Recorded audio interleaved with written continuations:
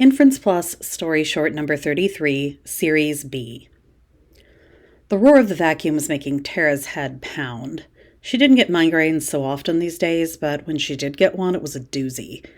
She held her breath as if she could smother the pain shooting across her left side of her head by depriving it of oxygen. Eventually, she was able to exhale, and the action sent a crackle of discomfort in an arc from her temple to the nape of her neck. She moved the vacuum back and forth faster, bumping the end table and nearly upsetting a lamp in the process, but she'd waited too long to finish already, and the rest of the family would be there for Easter dinner any minute. She'd get the worst of it and call it good. The ham was in the oven, the potatoes were in the crock pot, Mom was bringing the cake, she'd sent Teddy out for a bag of ice, and he'd be back with it any minute. For the first time in a long time, Tara smiled when she thought about Teddy. It had been a rough patch for sure, but things had leveled out. Those first months after he'd flipped the car out on I-69 had her seriously contemplating divorce.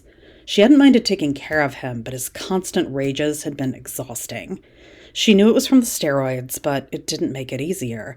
And the steroids hadn't done much for the pain. She knew that, too.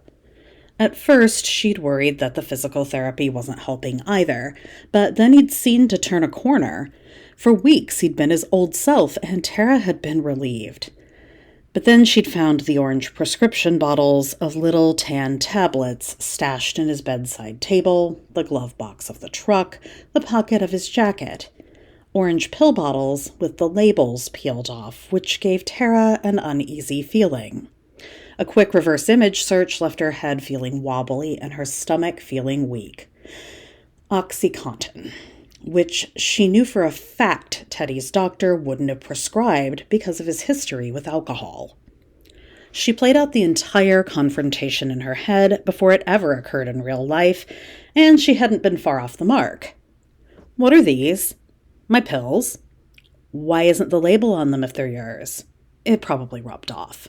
On 3 bottles. Yeah? What are they? Just pills. Are they OxyContin? No, of course not. They're just high-strength ibuprofen for my back. Bullshit, I already looked them up. They're prescription, it's fine. Not your prescription. Where'd you get them? Silence. No eye contact. I hate the way you don't trust me. You never trust me. Because you lie. I'm not lying. You're lying. You don't know what it's like. I have to work. If I can't even move, I can't work. We'll lose the house. How long? Not long. How long is not long? You never support me. Why are you like this? You didn't answer the question. Silence. A few weeks. I'm not doing anything bad. If it's not bad, why didn't you tell me? You know what? I'm not doing this. If you can't support me, I'm done. Fine, be done. But you know what you're doing is wrong. It's illegal, and it's bad for you. How many a day? I only take them when I need them. You didn't answer the question. How many a day? You drink a glass of wine every fucking night. You've got no right to say a fucking thing to me. Silence. How many? 6, okay? 6. That's all. Are you happy now? Which Tara meant way more than 6. Where'd you get them? Silence. A guy at work. He gave them to me. Did you give him money for them? I mean, like a few bucks to fill up his truck. So, you bought drugs from a guy at work. It's not like that. You're making a big deal out of nothing. You always blow things way out of proportion. It's like you just want to fight with me. Fight with me about nothing.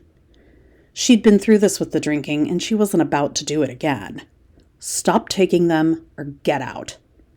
So he'd stopped. He stopped that day.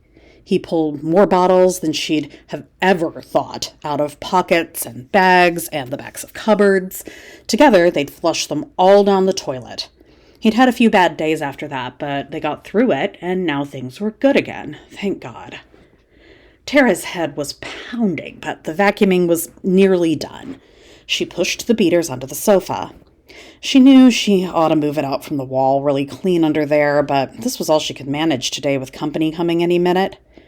Something pulled in with a deafening pop. Shit, that couldn't be good. If it was a rock, the machine was probably ruined. $130 down the drain. Great. She switched off the vacuum and opened the collection bin. Picking through the dog hair and lint, she finally found the offending object. She held it in her hand and let the tide of sick disappointment pull her under once again, and wondered how much of her life was a lie.